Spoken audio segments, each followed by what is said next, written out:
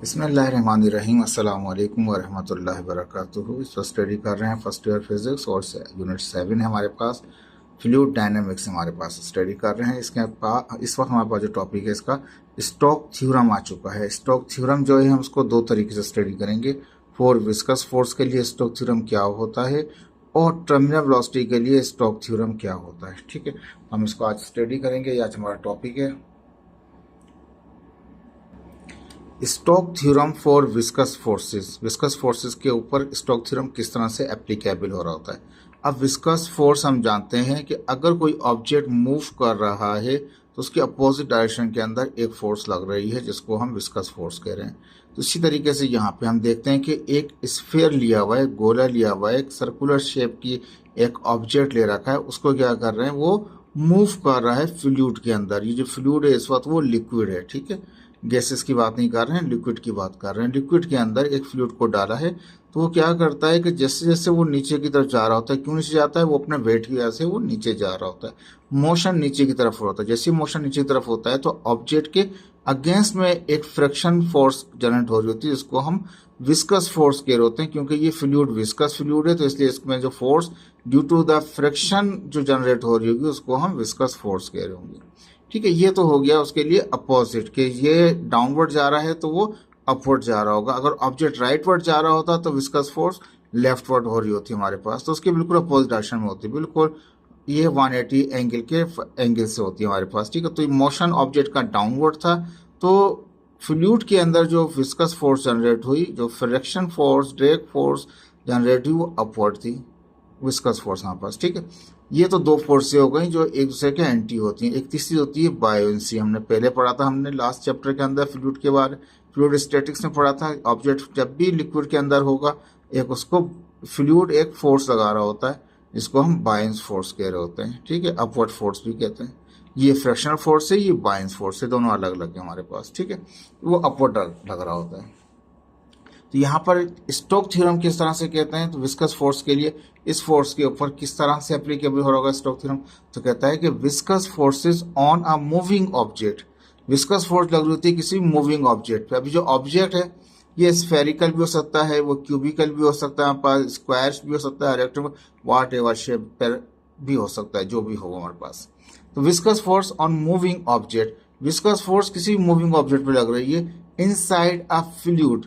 Object कहाँ है, वो फ्लूइड के अंदर है, सरफेस पे नहीं है, आउट नहीं है, अंदर है हमारे पास, फ्लूइड के अंदर है। ठीक है, डिपेंड ऑन फॉलिंग। तो कहता है जो विस्कस फोर्स होती है जो किसी ऑब्जेक्ट पे लग रही होती है, और ऑब्जेक्ट किसके अंदर है, फ्लूइड के अंदर है, फ्लूइड के अंदर है, किसी लिक्विड के अंदर मौजूद है हमारे पास। ठीक है, अब ये विस्कस फोर्स जो है हमारे पास वो डिपेंड करती है शेप पे और साइज पे कि ये किस शेप का है, क्या साइज है इसका, छोटा है, बड़ा है, सर्कुलर है, रेक्टेंगुलर है, क्यूबिकल है, रेक्टेंगुलर है, वाट एवर जो भी शेप हो। ठीक है, और साथ में कहता है इसकी स्पीड, ये मूव कर रहा है तो इसकी स्पीड से भी जा रहा होगा ऑब्जेक्ट की स्पीड, और ये जो फ्लूइड है जिसमें ये इन हुआ है उसकी एक विस्कोसिटी होगी, फ्लूइड की विस्कोसिटी पे। तो यहाँ पे कहता है कि जो विस्कस फोर्स है ये जो फोर्स है जनरेट हुई है इसके मोशन की वजह से जनरेट हुई है अपवर्ड डायरेक्शन के अंदर, क्योंकि डाउन रहा था वो अपवर्ड डायरेक्शन में थी। तो ये जो विस्कस फोर्स है डिपेंड करती है ऑब्जेक्ट के शेप पे, ऑब्जेक्ट किस शेप का है और साइज क्या है। तो साइज के लिए हमने रेडियस इस्तेमाल कर लिया।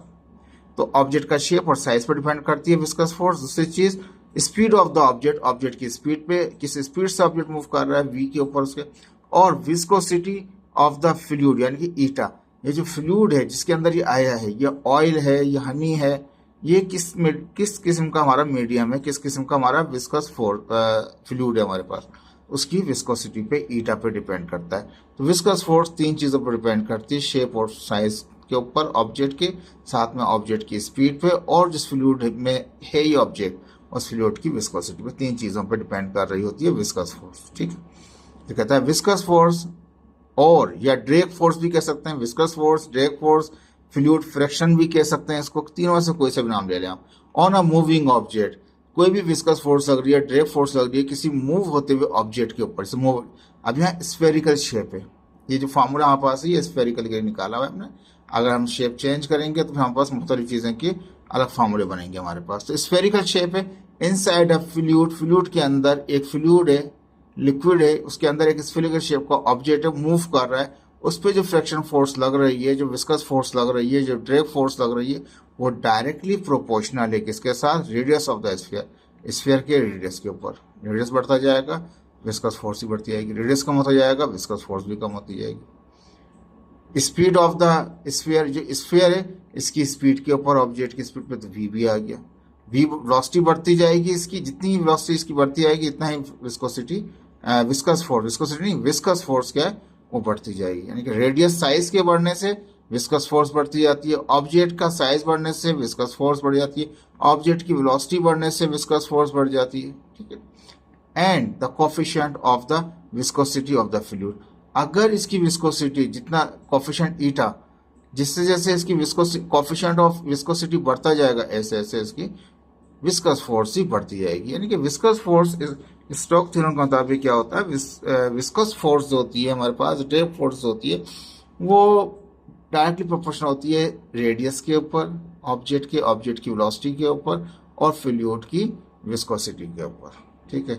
फार्मूला क्या निकलता है, ड्रैग फोर्स, जिसको विस्कस फोर्स भी कह सकते हैं, विस्कस के लिए हमने यहाँ पे वी लगा दिया, एफ तो फोर्स का था, विस्कस का वी लगा दिया, वी एफ वी 6 पाई ये कांस्टेंट है, ईटा हमारे पास जो है जो एन की तरह छोटा सा नीचे करके बना हुआ है, ये विस्कोसिटी, ये कोफिशिएंट भी है, विस्कोसिटी ऑफ फ्लूइड भी कहलाता है। छोटा वी जो है ये वेलोसिटी है हमारे पास, आर के हमारे पास है वो रेडियस होता है। फोर्स है तो फोर्स का यूनिट हमेशा न्यूटन ही होता है। देखें बात समझ में आ गई आपकी। मैं दोबारा छोटा सा रिव्यू कर देता हूँ। विस्कस फोर्स डायरेक्टली प्रोपोर्शनल है ऑब्जेक्ट के साइज के ऊपर, रेडियस के ऊपर, उसके शेप के ऊपर, साथ साथ उसकी ऑब्जेक्ट की वेलोसिटी के ऊपर डायरेक्टली प्रोपोर्शनल है, और साथ साथ फ्लूइड की विस्कोसिटी के साथ डायरेक्टली प्रोपोर्शनल है। ठीक है जी। अब ये तो हो गया विस्कस फोर्स। अब हम जाएंगे टर्मिनल वेलोसिटी। पहले टर्मिनल वेलोसिटी को समझेंगे, टर्मिनल वेलोसिटी होती क्या है। जब उसको समझ में आ जाएगा तो उसके बाद फिर हमारे पास जो स्टोक्स लॉ है विस्कस टर्मिनल वेलोसिटी के लिए किस तरह से बनता है वो भी हम डिफाइन करेंगे। देखें यहाँ पे केस 1 लिखा मैंने, केस 2 लिखा, केस 3 लिखा, 3 केस हैं। इस केस 3 को पढ़ लीजिए यहाँ पे। ठीक है। 3 केस हैं, तीनों केस में हम स्टडी करेंगे। पहले समझा देता हूँ पिक्चर के अंदर, फिर पढ़ के इसको बताएंगे किस तरीके से। अब देख लीजिए, समझ लीजिए कि ये ऑब्जेक्ट जो है इस वक्त सरफेस के ऊपर है, अभी वो फ्लूइड के अंदर गया नहीं है, फ्लूइड के सिर्फ सरफेस के ऊपर है। अंदर जाएगा, जैसे जाएगा किसी से वेट कैसे जाएगा। जब वो अंदर फ्लूइड में गया नहीं है तो अपवर्ड फोर्स जो है वो होगी नहीं उसके अंदर। ठीक है। और ये ऑब्जेक्ट अभी इसकी वेलोसिटी 0 है, यानी कि ये रुका हुआ है अभी सरफेस पे, ये नीचे नहीं गया है। तो इस वक्त जैसे कि कहते हैं ना ऑब्जेक्ट को ड्रॉप करें किसी हाइट से तो VI 0 कर लेते थे हम, तो इसी तरह से ये ऑब्जेक्ट सरफेस के ऊपर है, इस वक्त की वेलोसिटी क्या है वो रुका हुआ है। इस वक्त की वेलोसिटी रुकी हुई है, तो V अगर 0 है तो विस्कस वेलोसिटी भी 0 होगा। क्यों 0 हो जाएगा विस्कस वेलोसिटी, तो हम जानते हैं ये फार्मूला कि V जो है वो डायरेक्टली प्रोपोर्शनल है। अगर V की वैल्यू 0 हो जाएगी तो तमाम चीज़ों को 0 कर देगा। ठीक है। अगर रेडियस ख़त्म ही कर दें, 0 कर दें, वहाँ पे विस्कस फोर्स भी नहीं होगी, 0 हो जाएगा। अगर उसकी विस्कोसिटी 0 हो जाएगी तो भी फोर्स क्या जाएगी, 0 हो जाएगी। तो याद रखना ये तीनों फैक्टर है। अगर ईटा की वैल्यू 0 कर देंगे तब भी विस्कस फोर्स 0 हो जाएगा, वेलोसिटी 0 होगी तो भी विस्कस फोर्स 0 हो जाएगा। अगर ऑब्जेक्ट का साइज इतना छोटा कर दें कि 0 कंसिडर हो तो इसका मीन्स वो विस्कस फोर्स ही जनरेट नहीं करेगा। ठीक है जी। देखिए बहुत डिटेल में समझा रहा हूँ आपको, ये कोशिश कीजिएगा इसको समझने की। ऑब्जेक्ट है सरफेस के ऊपर, तो जब वो मूव ही नहीं किया है, वेट तो नीचे लग रहा है, तो वेलोसिटी इसकी 0 है। जब वेलोसिटी 0 है तो विस्कस फोर्स भी क्या है, FV क्या है वो भी 0 है, अपवर्ड फोर्स वो भी 0, तीनों ही 0 है। देखा जाए तो W बराबर किसका आ जाएगा, वेट जो है हमारे पास एक ही फोर्स यहाँ पे लग रही होगी, जो W होगी वो ज़्यादा होगी, ग्रेटर होगी। ये ग्रेटर देन का साइन लगाया किससे, अपवर्ड फोर्स और FV के साथ। मैंने चाहे तो उसको F लगा दें, जैसे यहाँ लिखा है मैंने F अप, तो यहाँ पे F लगा दीजिएगा अपने पास जब नोट्स में आप लिख रहे हो। ठीक है। तो पहले केस में क्या है, जब वो सरफेस के ऊपर है एक ही फोर्स है उसके ऊपर जो उसकी वेट है, बाकी 2 फोर्सेस पे वो एप्लीकेबल नहीं है। अब फर्ज किया वो ऑब्जेक्ट का वेट ज़्यादा था तो वो सरफेस से अंदर आ गया। सेकंड केस में अंदर आ गया, वेट डाउनवर्ड है तो ज़बरदस्ती जो फ्रिक्शन फोर्स होगी वो अपवर्ड लगेगी, तो F विस्कस लिखा हुआ है मैंने, FV। ठीक है। तो जैसे जैसे ये वेट बढ़ता जाएगा, जैसे जैसे इसकी ग्रेविटी जैसे जैसे इसका वेट बढ़ता जाएगा, ऐसे ऐसे क्या होगा, इसकी वेलोसिटी भी इस ऑब्जेक्ट की वेट के बढ़ने से, यानी कि वेट सॉरी सॉरी ये समझ लीजिए, वेट बढ़ेगा नहीं, वेट तो कांस्टेंट ही है, लेकिन कहने का मकसद ये कि वेट जो है जैसे जैसे ये वेट की वजह से नीचे आता जाएगा, ऐसे ऐसे इसकी वेलोसिटी बढ़ती जाएगी। जैसे इसकी वेलोसिटी बढ़ती जाएगी, वेलोसिटी प्रोपोर्शनल डायरेक्टली किसके, विस्कस फोर्स के। तो अगर ऑब्जेक्ट पहले जीरो पे था, यानी कि वेलोसिटी जीरो थी, जब वो अंदर आया तो उसकी वेलोसिटी आहिस्ता आहिस्ता बढ़ती गई। जैसे जैसे वेलोसिटी बढ़ती जाएगी, ऐसे ऐसे विस्कस फोर्स भी उसकी बढ़ती जाएगी। तो वेलोसिटी बढ़ी, एरो दिखाया ना ऊपर का, वेलोसिटी अप दिखाया कि वेलोसिटी बढ़ गई तो विस्कस फोर्स भी बढ़ गई, लेकिन ग्रेविटी जी जो था वो कम होता जाएगा। ठीक है, अपवर्ड फोर्स भी जनरेट हो जाएगी क्योंकि वो फ्लूइड में आ चुका है, बायोंसी फोर्स भी जनरेट हो जाएगी। लेकिन इस वक्त क्या होता है, ये वेलोसिटी जितनी वेलोसिटी होती है इस ऑब्जेक्ट की, इतना ही विस्कस फोर्स जनरेट हो रहा होता है। लेकिन विस्कस फोर्स को और अपवर्ड फोर्स को जमा कर लूं, उससे फिर भी ज्यादा होता है ये वेट सेकंड केस में। ठीक है, थर्ड केस में कहता है कि यही ऑब्जेक्ट है, अब वहां से आहिस्ता आहिस्ता और नीचे आ गया। ठीक है, तो वेलोसिटी पहले सिंगल एक एरो में बढ़ी थी, अब वो 3 टाइम बढ़ गई। अगर वेलोसिटी 3 टाइम बढ़ेगी तो विस्कस फोर्स भी 3 टाइम बढ़ जाएगी। एमसीक्यूज है आपका, एम कैट का, आई कैट का। ठीक है, अगर वेलोसिटी 3 टाइम बढ़ेगी तो विस्कस फोर्स भी 3 टाइम बढ़ जाएगी। ठीक है जी, तो नीचे आ रहा था तो ग्रेविटी कम होती जा रही थी, वेलोसिटी बढ़ती जा रही थी, विस्कस फोर्स ही बढ़ती जा रही थी और अपवर्ड फोर्स ही बढ़ती जा रही थी। तो ये एक स्टेज ऐसी आई थी, जैसे ऊपर था वेलोसिटी जीरो थी, आहिस्ता आहिस्ता आया, वेलोसिटी बढ़नी शुरू हुई, विस्कस फोर्स भी जनरेट हुई, अपवर्ड बायंसी भी जनरेट हुई। एक लिमिट ऐसी आएगी कि जहां पे जाके विस्कस फोर्स और अपवर्ड फोर्स दोनों को जमा करूं तो बराबर हो जाती है किसके, वो वेट के बराबर हो जाता है दोनों के दोनों। तो नेट फोर्स क्या हो जाती है, वो जीरो हो जाती है।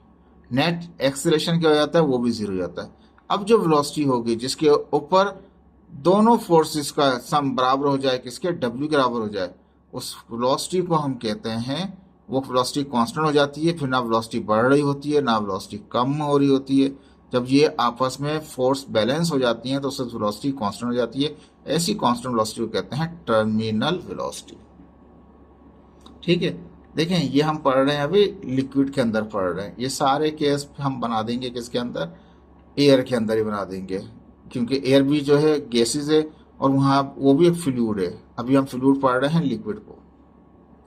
तो ऐसी वेलोसिटी जिसके ऊपर ऑब्जेक्ट के फोर्स आपस में बराबर हो जाएं, सम ऑफ दो फोर्स यानी फोर्स से बराबर हो गई किसके, वेट के बराबर हो जाए, बिल्कुल वेट के, फोर्स बराबर हो जाए वेट के।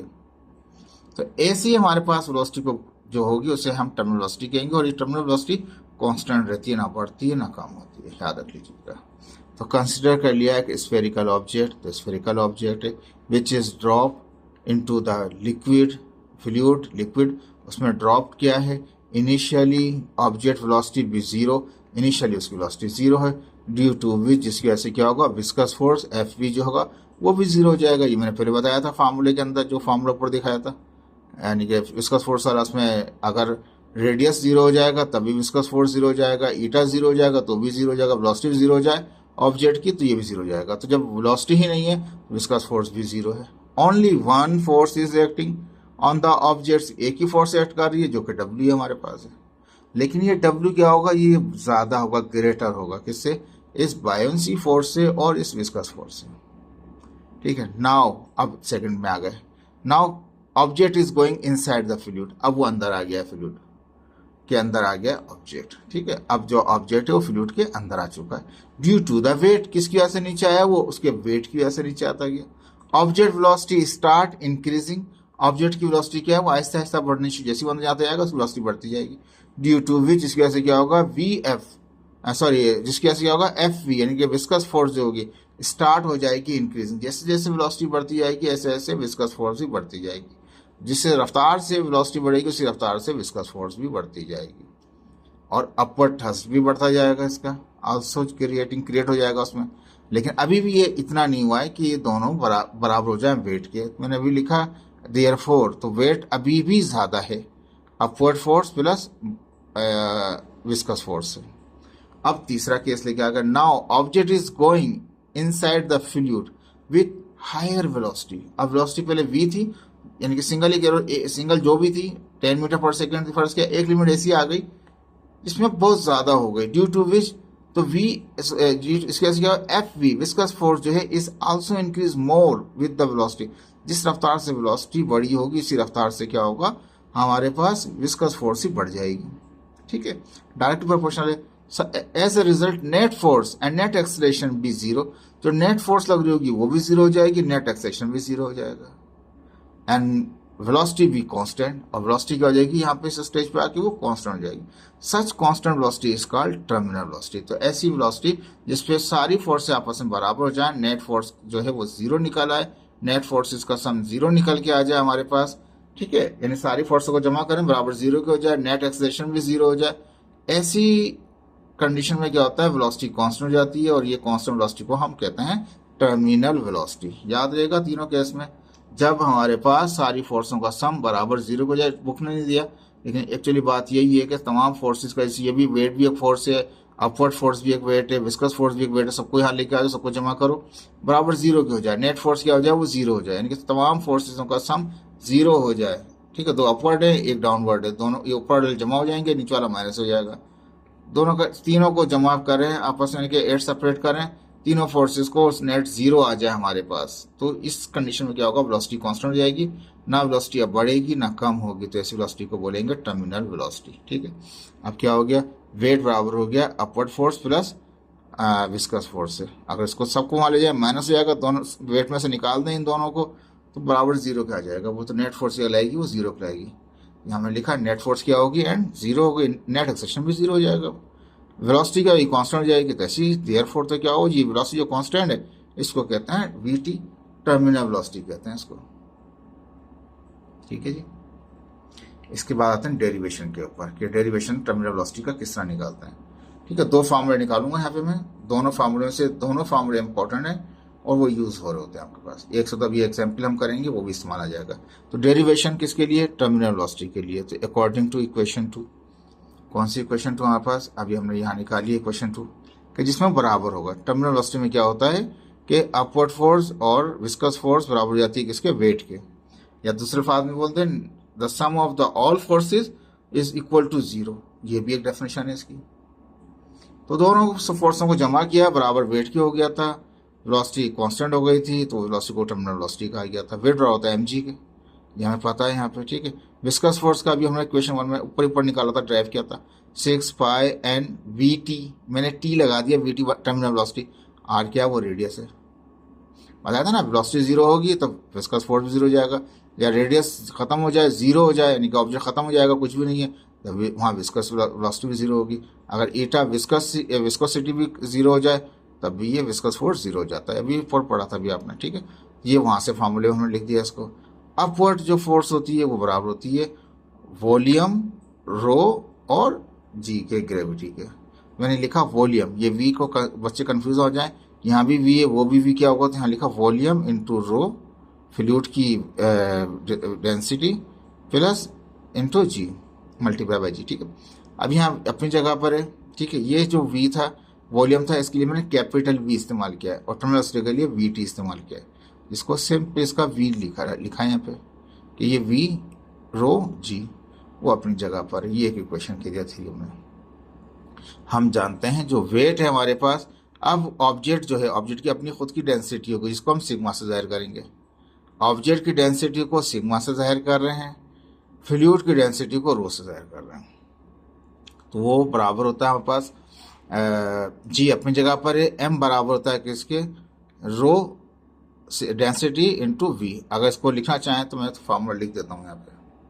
ठीक है, मैंने यहाँ लिख दिया डेंसिटी बराबर है मास अपॉन वॉल्यूम के, तो जी तो अपनी जगह पर है, अगर मास मालूम करना हो तो वॉल्यूम में डिवाइड कर देगा मल्टीप्लाई कर देगा डेंसिटी को, तो वॉल्यूम इंटू डेंसिटी बराबर होगा मास के, वी डिवाइड कर रहे ना वॉल्यूम मल्टीप्लाई करेगा डेंसिटी को, एम बराबर हो जाएगा वॉल्यूम इंटू डेंसिटी। तो वॉल्यूम अपनी जगह पे, जी अपनी जगह पर है, वॉल्यूम इंटू डेंसिटी, लेकिन किसकी ऑब्जेक्ट की, वेट किसका है ऑब्जेक्ट का है, फ्लूइड का नहीं है, ये ऑब्जेक्ट का। ठीक है, यहाँ डेंसिटी जो इस्तेमाल हुई है रो वो हमारे पास क्या है वो फ्लूइड की हमारे पास है। ठीक है, ऊपर से था वी रो जी और ये अपनी जगह पर तमाम चीज़ें आ गई। ठीक है जी, अभी हमने कुछ नहीं किया यहाँ पे, इसको यहीं रहने दिया। इस वाले को वॉल्यूम रो ग्रेविटी को इसको वहाँ ले गए। जब इसको वहाँ लेके जाएंगे तो ये वहाँ जाके सिग्मा वी जी के बराबर क्या जाएगा, वहाँ जाके माइनस का हो जाएगा। ये प्लस का था, वहाँ जाके माइनस का हो गया। ठीक है, तो ये हिस्सा यहीं रहने दिया, इसको वहाँ पहुँचा दिया।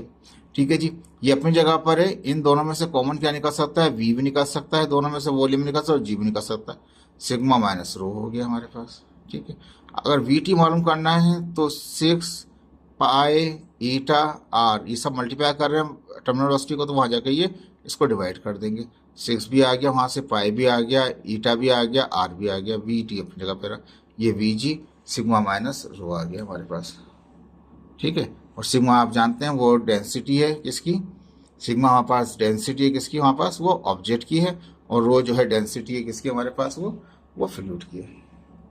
अब हम ये स्फेरिकल है, शेप क्या है हमारे पास, वो स्फेरिकल है, तो v की जगह हम इस्तेमाल कर सकते हैं 4/3 पाई आर क्यूब। ठीक है, g अपनी जगह पर, सिग्मा अपनी जगह, माइनस रो अपनी जगह पे, नीचे 6 पाई आर एन अपनी जगह पे, एंड ईटा आर अपनी जगह पे। ठीक है, तो वॉल्यूम बराबर होता है, स्फेरिकल का वॉल्यूम रहता है 4/3 पाई आर क्यूब। चाहे तो यहाँ लिख लें रफ के अंदर, मैंने नहीं लिखा। v की जगह वॉल्यूम की हमने फॉर्मूला लगा दिया स्फेरिकल की वजह से। क्यूब होगा, दूसरा ऑब्जेक्ट का शेप होगा, तो ये फॉर्मूला वेरी करेगा। ठीक है, याद रखिए कि अभी केस में हमारा यही रहेगा 4/3 पाई आर क्यूब। ठीक है जी, 3 यहाँ पे मल्टीप्लाई कर रहा है, ऊपर 3 ऊपर डिवाइड कर रहा है, नीचे आके मल्टीप्लाई करेगा, नीचे आके 3 ने मल्टीप्लाई कर दिया। ठीक है, 4 अपनी जगह, pi R cube G sigma minus G अपनी जगह पर है। ठीक है, अब हमने क्या किया, यहाँ पे 4 को कैंसिल किया 6 से, तो 4 1 2 2 ज़ा 4 2 3 ज़ा 6, नीचे 3 आया, 3 3 ज़ा क्या हो गया 9 हो गया। ठीक है, पाई से पाई कट गया। ठीक है, तो अंत क्या बचा, आर से आर क्यूब कट गया, क्यूब कटेगा तो स्क्वायर बचेगा। नीचे खाली क्या बचा हमारे पास, वो ईटा ही बचा, पाई ने पाई को काट दिया, आर ने क्यूब को काटा तो स्क्वायर बचा ऊपर। ठीक है, और ये 6 इसमें क्या था, 2 2 ज़ा था, 2 3 ज़ा, तो 3 3 ज़ा 9 हो गए, ऊपर 2 बचा था हमारे पास, तो 2 आर स्क्वायर बचा क्योंकि क्यूब ने स्क्वायर आर को काटा था। जी अपनी जगह पे, सिग्मा माइनस ये, तो क्या हो गया 3 कटने की वजह से आया था, 2 3 ज़ा 3 ज़ा 9 था, और ईटा अपनी जगह पर है। ये आ गया टर्मिनल वेलोसिटी का फार्मूला, जिसको हम इस्तेमाल करेंगे अभी आने वाले वर्क एग्जाम्पल के अंदर। ठीक है, अकॉर्डिंग टू कंडीशन। अब दूसरा फार्मूला निकाल रहे हैं, drag force balance the weight. अब जाहिर बात है दोनों बराबर हैं, आपस में बराबर हो जाती हैं, बिल्कुल बराबर हो जाते हैं। एक डाउनवर्ड लग रहा है तो एक बिल्कुल अपवर्ड लग रहा है, बिल्कुल। तो ये विस्कस फोर्स बराबर हो गई किसके, वो वेट के बराबर हो गया, बिल्कुल बैलेंस कर रहा है दूसरे को। जितनी वेलोसिटी बढ़ती जाएगी ऑब्जेक्ट की, इतना ही विस्कस फोर्स बढ़ती जाती है। या विस्कस फोर्स का फॉर्मूला क्या था, 6 पाई ईटा वी टी आर, इसका क्या एम जी हमारे पास है। ये अपनी जगह पे रहा, जी अपनी जगह पे। हम जानते हैं मास बराबर होता है डेंसिटी इंटू वॉल्यूम के, तो हमने क्या कर दिया, रो वी कर दिया यहाँ पे। ठीक है, वहाँ पे सिग्मा से इस्तेमाल कर रखा था हमने, यहाँ पे रो से इस्तेमाल कर लिया हमने। डेंसिटी बराबर है रो की टर्म में ले लिया हमने, चाहे आप सिग्मा की टर्म में ले सकते हैं। ठीक है, ये डिपेंड करता है आपके ऊपर। वहाँ तक के लिए हमने वो इस्तेमाल किया था, यहाँ के लिए अलग इस्तेमाल कर रहे हैं। ठीक है जी, अब यहाँ पे ये वी टी मालूम करना है, तो 6 पाई एन आर ये सब मल्टीप्लाई करें, वहाँ जाकर डिवाइड कर देंगे। ये 3 ऑलरेडी वहाँ पर नीचे था, 3 नीचे रहा, ये सब के सब नीचे आ गए। ठीक है, 4 पाई आर के ऊपर रहा, जी अपनी जगह रहा, डेंसिटी जो थी ऑब्जेक्ट की वो ऊपर रही। ठीक है, ये सिर्फ एक सिंगल फार्मूला बना रहा हूँ आपको उसके लिए, जिसमें दूसरे फ्लूइड की डेंसिटी को इस्तेमाल हम नहीं कर रहे। ठीक है, तो उस तरह से प्रॉब्लम में मिल सकता है आपको, तो उसमें इसलिए ये बनाया है मैंने, नहीं तो हमने क्लियर कर दिया मैंने आपको, उसका सिग्मा रखा हुआ था हमने। चाहे तो आप इसको सिग्मा से बना सकते हैं, डेरिवेशन में कोई फर्क नहीं पड़ेगा, लेकिन पता जाएगा आपको किसका क्या। ठीक है, तो ये वी टी बराबर आ गया हमारे पास किसके ऊपर, क्या था, ये वही कैंसिलेशन होगा, 2 2 ज़ा 2 3 ज़ा 3 3 ज़ा क्या हो गया 9 आ गया, पाई से पाई कट गया। ठीक है, ईटा अपनी जगह पे आ गया, आर से स्क्वायर क्यूब पड़ गया, स्क्वायर बचेगा, तो 2 आर स्क्वायर हो गया, जी अपनी जगह, रो डेंसिटी आ गया। डेंसिटी ऑब्जेक्ट की है, याद रख लीजिएगा इसको। चाहे तो आप इसको सिग्मा से कन्वर्ट कर लें, लेकिन बुक में फार्मूला दिखाया हुआ है वो सिग्मा का नहीं है, वो रो का दिखाया हुआ है। देखिए मैंने डिटेल में बनाया है आपका, इसलिए थोड़ा सा फर्क दिखाया मैंने यहाँ पे। अब स्टोक लॉ क्या कहता है टर्मिनल वेलोसिटी के लिए। अब ये टर्मिनल वेलोसिटी को स्टोक लॉ किसने डिफाइन करेगा, तो टर्मिनल वेलोसिटी जो है ऑफ द स्फेरिकल ऑब्जेक्ट कौन सा है, वो स्फेरिकल है, क्योंकि 4/3 पाई आर क्यूब लगाया है वॉल्यूम का फॉर्मूला। ठीक है, तो स्फेरिकल ऑब्जेक्ट है, moving through viscous fluid, fluid के अंदर से गुजर रहा है, तो ये टर्मिनल वेलोसिटी जो है is directly proportional to the square of the radius, है ना, square of the spherical objects radius, object का जो रेडियस है उसके स्क्वायर के साथ डायरेक्टली प्रोपोर्शनल, अगर रेडियस बढ़ता जाएगा तो टर्मिनल वेलोसिटी बढ़ती जाएगी। And density of the viscous fluid, and density of the viscous fluid, ये विस्कस फ्लूइड की डेंसिटी इस्तेमाल की है यहाँ पे, and inversely proportional to the viscosity of the fluid. एक मिनट रुकिएगा, देखेंगे थोड़ा सा गलत लिख दिया था यहाँ पे, डेंसिटी ऑफ द ऑब्जेक्ट हो जाएगा, ठीक है, डेंसिटी ऑफ द ऑब्जेक्ट है, क्योंकि ये ऑब्जेक्ट की डेंसिटी इस्तेमाल की है यहाँ पे, फ्लूइड की नहीं है, फ्लूइड की तो हमने अलग हो जाएगी यहाँ पास। And inversely proportional to the viscosity of the fluid, viscosity of the fluid साथ वो इनवर्सली अपॉन में आ रहा है, ठीक है जी। जी की वैल्यू तो कांस्टेंट आपके पास, ठीक है जी। ये आपका टर्मिनल वेलोसिटी को डिफाइन किया, थोड़ा करेक्शन थी यहाँ मैंने इसकी करेक्शन कर दी। तो स्फेरिकल स्फीयर का जो रेडियस है उसके साथ डायरेक्टली प्रोपोर्शनल है, और वो जो स्फेरिकल ऑब्जेक्ट है उसकी डेंसिटी के साथ डायरेक्ट प्रोपोर्शनल है, लेकिन इनवर्सली प्रोपोर्शनल जाती है विस्कोसिटी ऑफ द फ्लूइड के साथ, ठीक है जी। अब इसके बाद एक एग्जाम्पल है, वर्क एग्जाम्पल है, calculate the terminal velocity, VT मालूम कीजिए, वीटी मालूम करना, ऑफ अ रेन ड्रॉप, बारिश का एक कतरा आता है। आ गई बात, अभी तक हम लिक्विड में बात कर रहे थे, अभी एयर में चले गए, ठीक है। ऑफ द रेडियस, जो बारिश का ड्रॉप है, पानी का जो कतरा है उसका साइज कितना, रेडियस कितना है, 0.2 सेंटीमीटर है, radius is equal to 0.2 centimetre, centimetre करेंगे डिवाइड बाय 100 कर देंगे, 0.002 मीटर हो गया, ठीक है जी। अब है हमें मालूम करनी थी इस ड्रॉप की टर्मिनल वेलोसिटी, लिक्विड में नहीं जाएगा, ये हवा में से आएगा, तो डेंसिटी ऑफ वाटर को क्या कह दिया, यानी कि जो वाटर की डेंसिटी है उसको रो कह दिया हमने, 1000 लिख दिया उसको, ठीक है।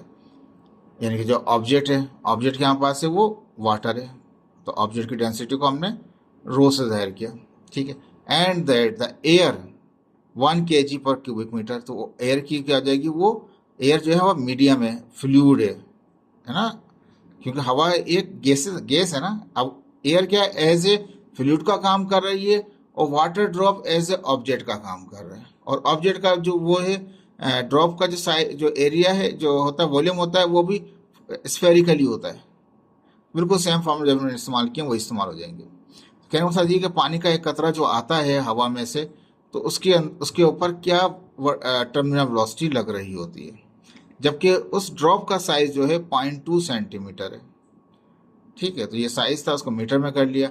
अब ऑब्जेक्ट जो वाटर है, ड्रॉप है, तो उसका वाटर यानी कि रेन ड्रॉप जो है वाटर का ही, तो वाटर की डेंसिटी कितनी है, 1000 kg पर क्यूबिक मीटर, 1000 kg।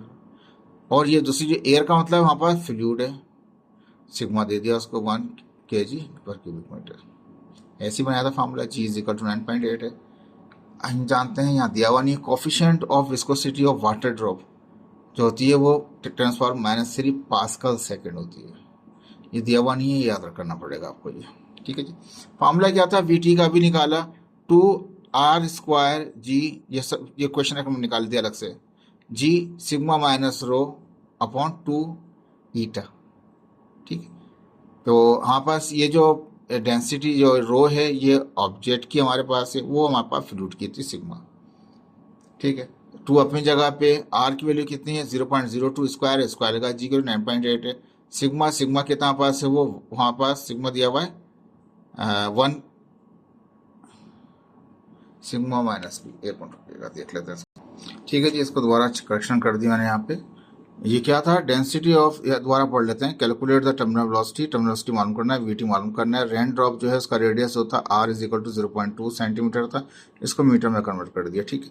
अब यहाँ दो चीज़ दे रहा है, डेंसिटी ऑफ वाटर, तो वाटर क्या है वो एज ए ऑब्जेक्ट है, और एयर क्या है वो एज ए फ्लूइड है, ठीक है। तो हम जानते हैं ये भी डेंसिटी है, वो भी डेंसिटी, kg पर क्यूबिक मीटर है, kg पर क्यूबिक मीटर है, दोनों ही डेंसिटीज हैं, लेकिन एक ऑब्जेक्ट की और एक फ्लूइड की है। जो ऑब्जेक्ट की डेंसिटी होती है उसको हम सिग्मा से जाहिर करते हैं, ऑब्जेक्ट की। अभी दिखा देता हूँ आपको इसको, वहाँ पे मैं चेक किया इसीलिए आपकी ऐसे, ये देखिए ऑब्जेक्ट था, तो ऑब्जेक्ट डेंसिटी को हमने सिग्मा जाहिर किया था, ऑब्जेक्ट की डेंसिटी वेट जो था वो ऑब्जेक्ट का था, उसकी डेंसिटी को हमने सिग्मा जाहिर किया है। ये जो ऑब्जेक्ट है ये डेंसिटी क्या है, ये सिग्मा दिया हुआ है यहाँ पास, और जो फ्लूइड है, जो एयर है, गैस है हमारे पास, वो उसको रो से ज़ाहिर करेंगे 1 kg। जी की वैल्यू 9.8 है, वो डाउन आ रहा है तो पॉजिटिव ही रहेगा। यहाँ पे विस्कोसिटी की वैल्यू हमारे पास कांस्टेंट है हमारे पास, ठीक है। हमने क्या किया, वो 10⁻³ कर दिया, ठीक है। अब ये 2 अपनी जगह पे, आर की वैल्यू हमने रख दी 0.002 रख दी, स्क्वायर कर दिया, जी की वैल्यू 9.8 है तो 9.8 रख दी। सिग्मा सिग्मा हमारे पास क्या, वो 1000 है हमारे पास। सिग्मा कौन सा था, वो ऑब्जेक्ट का था, ठीक है। माइनस करेंगे कौन सी, वो हम डेंसिटी ऑफ द फ्लूइड की, जो एयर है हमारे पास 1, ठीक है। इनको माइनस करेंगे, एक 1000 में से 1 जाएगा तो 999 बनेगा। ये 9.8 है, इसका स्क्वायर करेंगे 0.000004 आ जाएगा, ठीक है। ऊपर वाले मल्टीप्लाई करेंगे, नीचे वाले अलग मल्टीप्लाई करेंगे, तो ऊपर मल्टीप्लाई किया तो समथिंग आ गया 0.0783 आ गया, नीचे जो 10⁻³ से मल्टीप्लाई किया 9 को 0.009 आ गया, डिवाइड किया तो 8.7 मीटर पर सेकेंड आ गया। ये वेलोसिटी आ गई जो कि टर्मिनल वेलोसिटी है, ठीक है। बुक ने ये फॉर्मूला नहीं दिखाया हुआ था, एग्जाम्पल में दे रखा है वर्क एग्जाम्पल के अंदर, और हमने ये ड्राइव किया हुआ है पूरा ऊपर किस तरीके से है, ठीक है। तो हमने उसी को हमने फॉलो किया, यहाँ पे बुक को फॉलो करते हुए यहाँ पे ये निकाल रखा था फार्मूला, यही फार्मूला इस्तेमाल हुआ। और ज़ाहिरी बात है अभी हम इसी चीज़ को यहाँ चला के लेके आए, लेकिन बुक में फार्मूला ये पी से दे रखा था, हमने पी की वजह से ड्राइव कर दिया। वरना यहाँ पे आपको जितना ऊपर लिखा है तो आप चाहें तो इसको सिग्मा से कर सकते हैं, लेकिन बुक का उतना फार्मूला सेम नहीं आएगा, लेकिन ऑब्जेक्ट की ही डेंसिटी आएगी, ये याद रख लीजिएगा, ठीक है जी। यहाँ लिखा भी है डेंसिटी ऑफ द ऑब्जेक्ट, यानी डेंसिटी कौन सी है, ये ऑब्जेक्ट ही की है। चाहे तो उसको सिग्मा कर लें, it's depend on you. Okay जी, थैंक यू सो मच, अल्लाह हाफिज़।